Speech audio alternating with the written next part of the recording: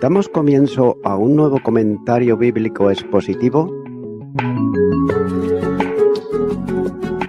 Servidores de Dios. Quien te habla es Manuel Cornejo.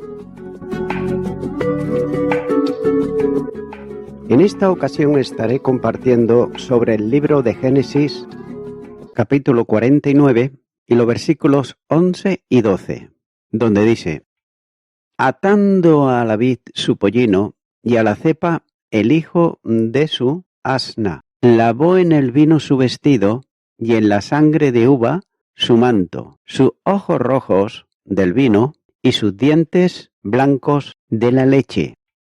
En los versículos 1 al 12 está aquí el resumen de una sobresaliente profecía mesiánica, ya que contiene información adicional acerca de la identificación del Mesías, como señala en Génesis capítulo 3 y versículo 15. Dice que el Mesías procede de la raza humana, puesto que es simiente de la mujer, la madre de la raza humana. Luego en la profecía de Noé dice que el Mesías procede de la rama semita de la humanidad.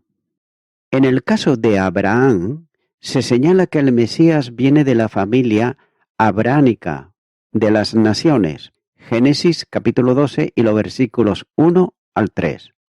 Y ahora, en el versículo 10, el Mesías es anunciado como descendiente de la tribu de Judá, y la profecía bíblica estrecha el círculo hasta que no queda duda de que el hijo de María es el Mesías prometido. Evangelio de Lucas, capítulo 1 y los versículos 26 al 31. Continúa ahora con el versículo 13, donde dice: Zambulón, en puertos de mar habitará, será para puerto de naves, y su límite hasta Sidón. Zambulón, su territorio yace entre el mar de Galilea y el Mediterráneo. Note que Zambulón nunca controló ningún espacio de la costa mediterránea, pero pudo sin embargo beneficiarse del comercio y también del tráfico marítimo. No se sabe, por otro lado, mucho de las actividades comerciales de esta tribu. Continuar con los versículos 14 y 15, donde dice: Isacar, asno fuerte, que se recuesta entre los apriscos, y vio que el descanso era bueno, y que la tierra era deleitosa, y bajó su hombro para llevar, y sirvió en tributo. Isacar, esta tribu es comparada a un asno fuerte, que se recuesta en medio de los apriscos. Es decir, es fuerte, pero mentalmente pusilánime, ya que prefiere el descanso al trabajo y carece de ambición. Era una tribu, por tanto, indolente. Le fue asignada tierra en la fértil llanura de Esdrelón, pero no se apoderó de la tierra y dejó que los cananeos la habitasen. Isacar decidió tomar el camino fácil y dejó que su tribu fuera donde no tuviera que esforzarse. Note que en tiempos de Gedeón ellos no salieron a defender su propio territorio. Jueces capítulo 6 y versículo 35. Continuará con los versículos 16 al 17, donde dice: Dan juzgará a su pueblo como una de las tribus de Israel. Será Dan serpiente junto al camino, víbora a la senda, que muerde los talones del caballo y hace caer hacia atrás al jinete. Dan. Las palabras dirigidas a Dan pueden tomarse aquí en dos maneras, ya que si el propósito es ser halagadoras, entonces significan que Dan derrotará a quienes erróneamente hacen guerra contra él. Pero hay quienes interpretan las palabras de estos versículos diciendo que Dan no será justificado y que se caracterizará por ser violento y traicionero como una serpiente. Amós, capítulo 8, versículo 14. Algunos de los padres apostólicos también enseñaron que el anticristo procedería de la tribu de Dan, basándose principalmente en el hecho de que no es mencionada en Apocalipsis capítulo 7. De modo que asumieron que por esa razón Dan es una tribu maldita. También se ha sugerido que algunas de las personas que promovieron la muerte de Cristo eran de la tribu de Dan. Continuar con el versículo 18, donde dice: Tu salvación esperé, oh Jehová. Note que este versículo contiene una hermosa oración pronunciada por el patriarca Jacob en medio de las bendiciones para cada uno de sus hijos. Es posible que la ofreciese con la esperanza de que el Señor ayudase a sus descendientes y por lo tanto lo ayudase a él. Pero también es posible que esta fuese la oración que expresa que el patriarca estaba a punto de entrar en la presencia del Señor y por lo tanto iba a conocer en plenitud la salvación que le había sido prometida. También es posible que la mención del vocablo talones del versículo 17 le recordase la gran promesa de la simiente de la mujer en el protoevangelio de Génesis capítulo 3 versículo 15. Esto sería entonces una expresión de su paciente espera de la venida del rey mesiánico. Continúa ahora con el versículo 19, donde dice: Gad, ejército lo acometerá, mas él acometerá al fin. Note que hay una excepción al juego aquí de palabras en la profecía acerca de Gad, ya que 4 de las 6 palabras hebreas en el versículo proceden de la misma raíz que Gad. La paranomasía produce el efecto de caballos galopando, y ese es un efecto implicado en la bendición. Casi puede oírse el sonido de los cascos de un caballo. La bendición dada a Gad sugiere que esa tribu vivirá una vida de dificultades, como señala el versículo 19, la primera parte, pero sin embargo contrastaría a sus enemigos y los vencería, como señala el versículo 19, la segunda parte, y también Deuteronomios, capítulo 33, los versículos 20 al 21. El territorio asignado a Gad era vulnerable a las invasiones de las tribus del desierto, pero los gaditas eran hombres valientes y diestros guerreros capaces de resistir las invasiones. Primer libro de Crónicas, capítulo 5, versículo 18 y capítulo 12, versículo 8. Continúo con el versículo 20, donde dice: El pan de Aser será sustancioso y él dará deleite al rey. Note que el nombre Aser significa feliz o dichoso. Las palabras de Jacob sugieren que Aser tendría la posición de un área fructífera de la tierra prometida, al norte del Monte Carmelo, en la costa mediterránea, en la frontera con Tiro y Sidón, como señala Josué capítulo 19, los versículos 24 al 31. La tribu de Aser no supo aprovechar la fertilidad de su tierra. A la postre, esta tierra llegó a ser insignificante, principalmente por su indolencia y su amor por la vida fácil. Continuará con el versículo 21, donde dice: Neftalí, sierva suelta, que pronunciará dichos hermosos. Jacob dice: Neftalí, sierva suelta, que pronunciará dichos hermosos. La tierra asignada a esta tribu estaba al lado de Aser, al norte de la llanura de Esdrelón. Esta tierra se caracterizó por su capacidad para pelear en batalla. Los hombres que formaron el ejército de Barat eran principalmente de la tribu de Neftalí, como nos señala en Jueces capítulo 4 y versículos 10 al 16. La frase que pronunciará dichos hermosos podría referirse a que el Señor Jesucristo predicó el mensaje del reino en tierra de Neftalí, como señala el Evangelio de Mateo, capítulo 4, y los versículos 13 al 16. Aunque por otro lado algunos creen que se refieren al canto de Débora, Jueces, capítulo 5. Continúa ahora con el versículo 22, donde dice: rama fructífera es José, rama fructífera junto a una fuente, cuyos vástagos se extienden sobre el muro.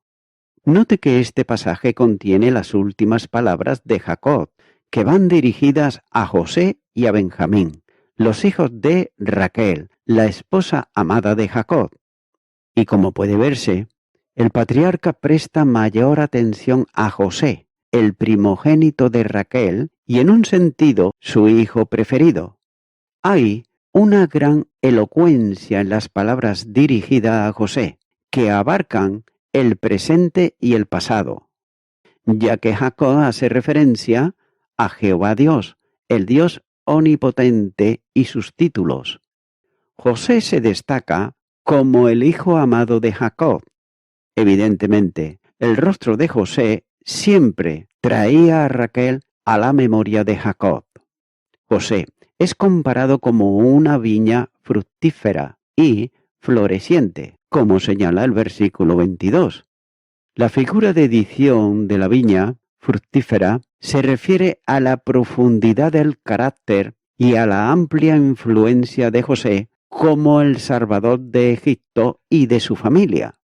Continuará con los versículos 23 y 24, donde dice: le causaron amargura, le asetearon y le aborrecieron los arqueros, mas su arco se mantuvo poderoso y los brazos de sus manos se fortalecieron por las manos del fuerte de Jacob, por el nombre del pastor, la roca de Israel. Note que aquí hace referencia a la amargura y es muy llamativa, pues sugiere un ataque traicionero. Eso lo indica el arco en el versículo 24, en contraste con la espada. Uno puede recordar la traición de la esposa de Potifar y la insistencia de que José se acostara con ella. También puede recordarse los hermanos que lo vendieron a los mercaderes ismaelitas y luego como esclavo a Potifar.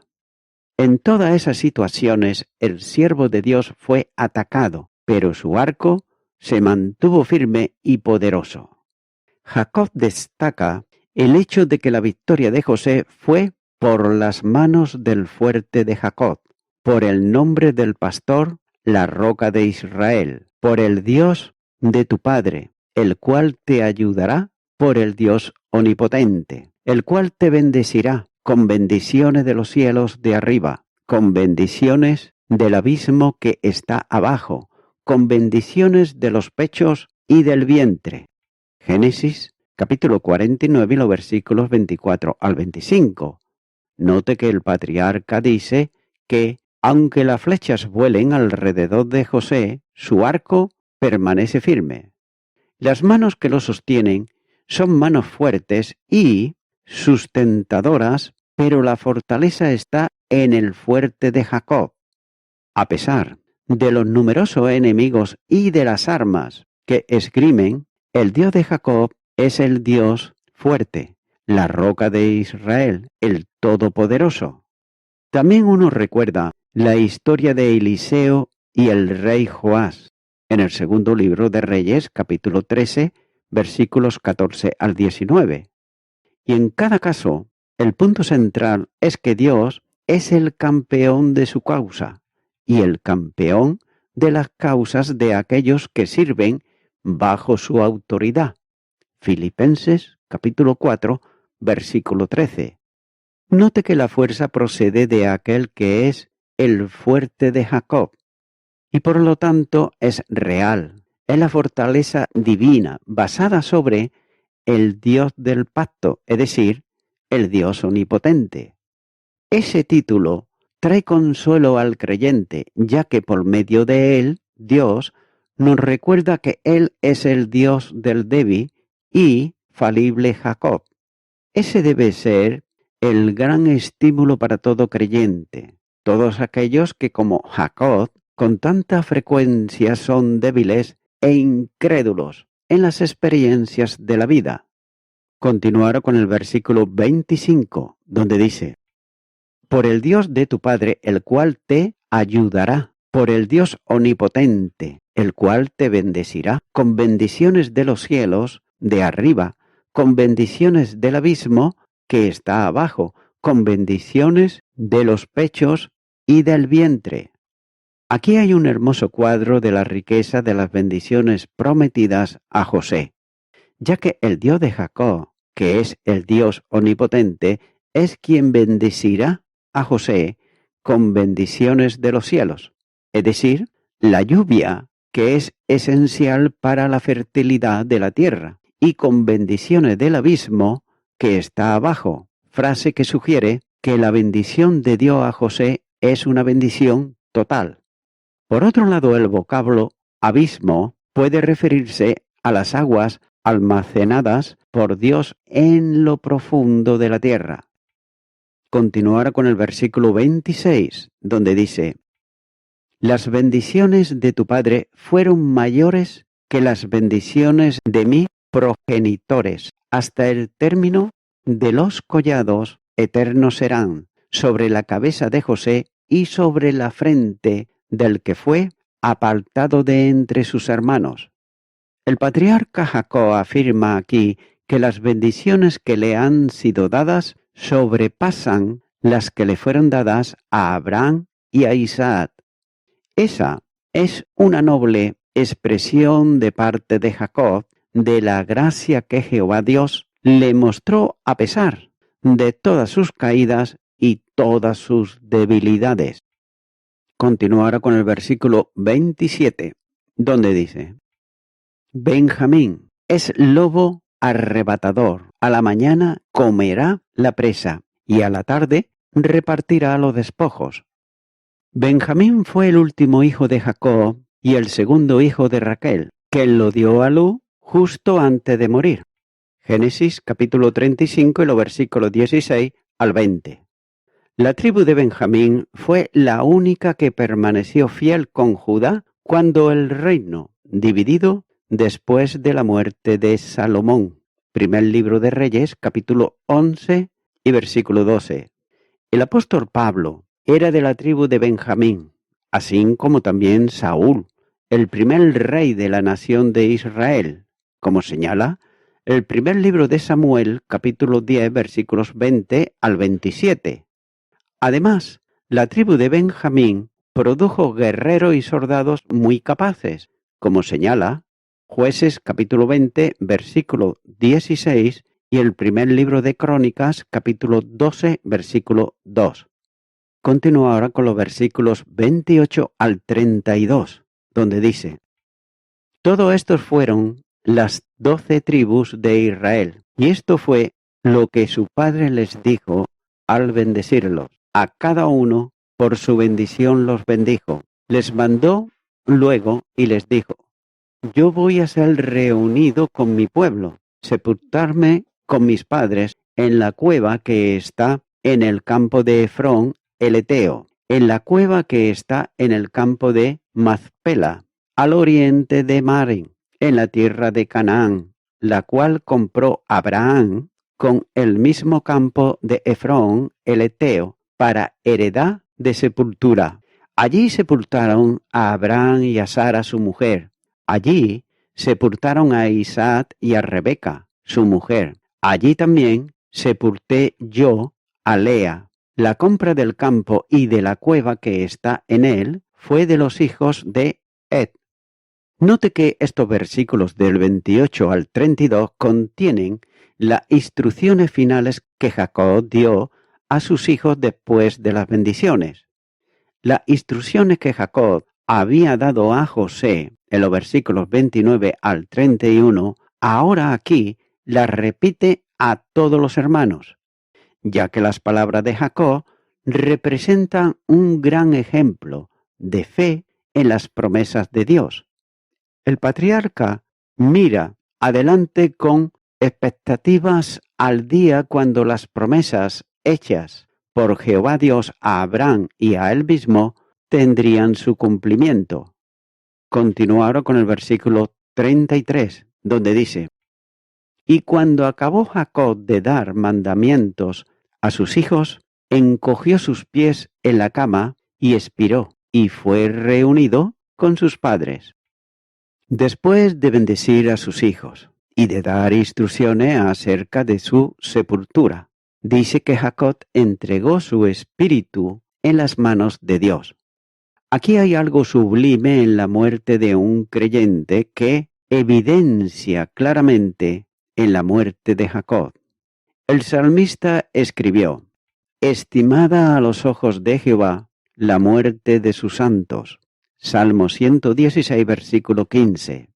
Note que Dios honró a Jacob y lo sostuvo en sus últimos momentos, y el patriarca dio emocionante testimonio de la suficiencia de su Dios en los momentos finales de su vida. Cuando un hombre muere, entrega el espíritu y su cabeza cae sobre su pecho. El Señor Jesucristo entregó su espíritu voluntariamente y lo hizo en el momento preciso en que decidió hacerlo. Nadie le quitó su vida. Él la puso voluntariamente para volverla a tomar. Juan capítulo 10, versículos 17 y 18. Y voy concluyendo con esto. Dios nos ha dado algo tan maravilloso a cada ser humano como es el libre albedrío, de poder decidir una cosa u otra. Y la verdad es que Dios nunca cambiará la personalidad de un individuo, ni hará tampoco, por otro lado, que no pueda pecar, ya que hacerlo sería eliminar el libre albedrío, y sin libre albedrío no puede haber una relación significativa entre el Creador y su creación. Entonces, Dios nos da la capacidad de elegir si haremos lo que Él dice, es decir, obedecerle, o seguir nuestro propio camino. Y vemos este principio en funcionamiento incluido en el momento de la creación, ya que en el jardín de Edén, Dios le había dicho a Adán que comer cierto fruto traería la muerte al mundo. Génesis capítulo 2, versículos 16 y 17. Sin embargo, Dios no impidió que Adán comiera de ese fruto. En su voluntad soberana, Él ya había hecho planes para redimir a la humanidad del pecado y de la muerte, pero así permitió que Adán eligiera por sí mismo si obedecerle o no. Note que puede que no estemos conscientemente tratando de eludir el plan del Señor para nuestras vidas, pero eso es exactamente lo que estamos haciendo cada vez que desobedecemos su palabra deliberadamente. Es decir, el plan de Dios no se puede frustrar y solamente nos hacemos daño cuando desobedecemos. Pero por otro lado, si permitimos sus bendiciones más plenas en nuestras vidas, cada vez que cooperamos sumisamente en su obra, seremos bendecidos. Amigo y amiga oyente, Dios te ha dado el libre albedrío para decidir libremente. Tú puedes escoger lo que te dé la gana, es decir, tú puedes rechazar a Dios o puedes aceptar el don de Dios, que es la salvación en Cristo Jesús. Si tú aceptas lo que Dios te ofrece, que es la salvación en Cristo Jesús, y lo haces libremente, sin que nadie te coaccione ni te engañe, simplemente que crees en su palabra y en la obra de redención que Cristo llevó a cabo en la cruz del Calvario, pues solamente te queda invitarle a Él a que venga a tu vida. Vamos a orar y repite conmigo esta oración que voy a hacer, muy cortita, pero esto sí, hazla de corazón. Te quiero dar gracias, Dios eterno, por haberme dado ese libre albedrío. Ahora, en este momento, decido libremente aceptar a Jesucristo en mi corazón. pidiéndote perdón por todos mis pecados y todos mis delitos, los cuales me arrepiento de ellos, y quiero darte gracias en tu nombre. Amén.